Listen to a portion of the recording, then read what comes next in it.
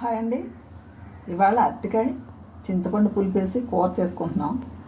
ఎందుకంటే అరటికాయలు ఉడకపెట్టామండి.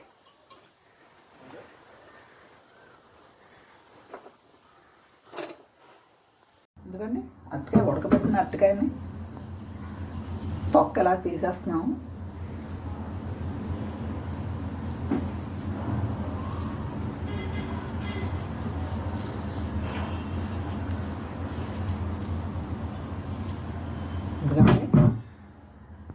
అరటికాయలు ఉడికిపోయినాయి. ఇలా తొక్కలు తీసి పెట్టుకున్నాం కదండి, దీన్ని ముక్కల కింద చేసుకుంటాం. ఇదిగోండి ఉల్లిపాయ ముక్కలు, 2 ఉల్లిపాయలు కోసానండి.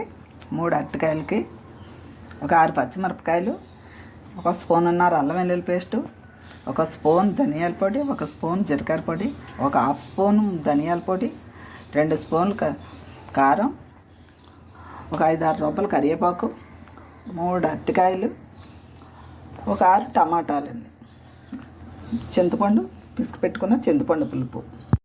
స్టవ్ వెలిగించి గిన్నె పెట్టాం కదా, గిన్నె వేడెక్కింది కదా, ఇప్పుడు నూనె వేస్తున్నాను.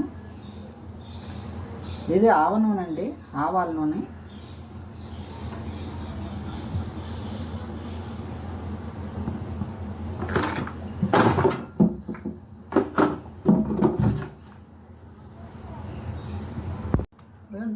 గిన్నె వేడెక్కింది కదా, నూనె వేస్తున్నాను.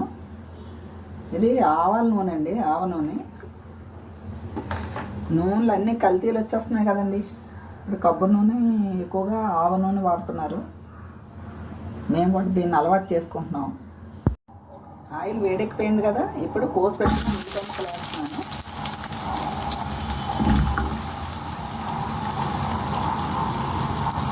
తర్వాత కరివేపాకు వేస్తున్నాను.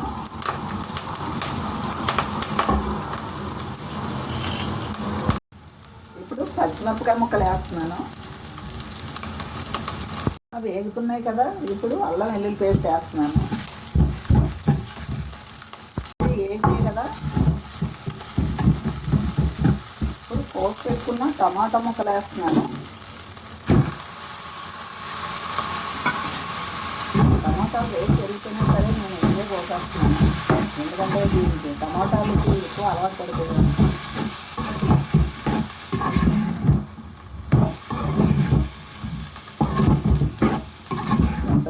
కొడుకోక తప్పట్లేదు.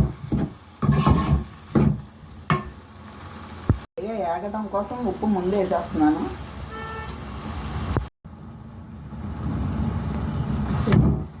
వేగిపోయింది కదా టమాటాలు, ఉల్లిపాయ ముక్కలు మొత్తం అన్నీ.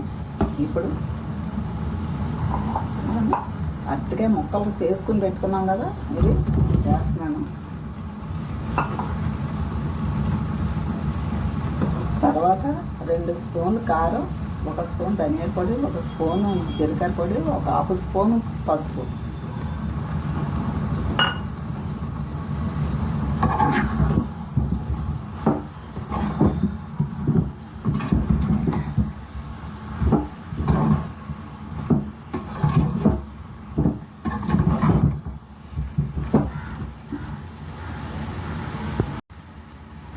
ఒక హాఫ్ స్పూను గసగసాల పొడి వేస్తున్నాను.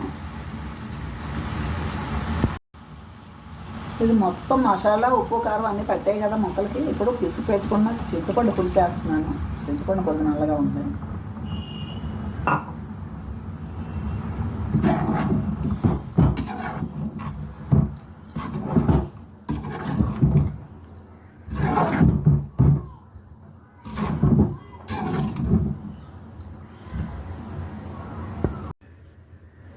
ఇదిగోండి అరటికాయ చింతపండు పులిపేసిన కూర రెడీ అయిపోయింది.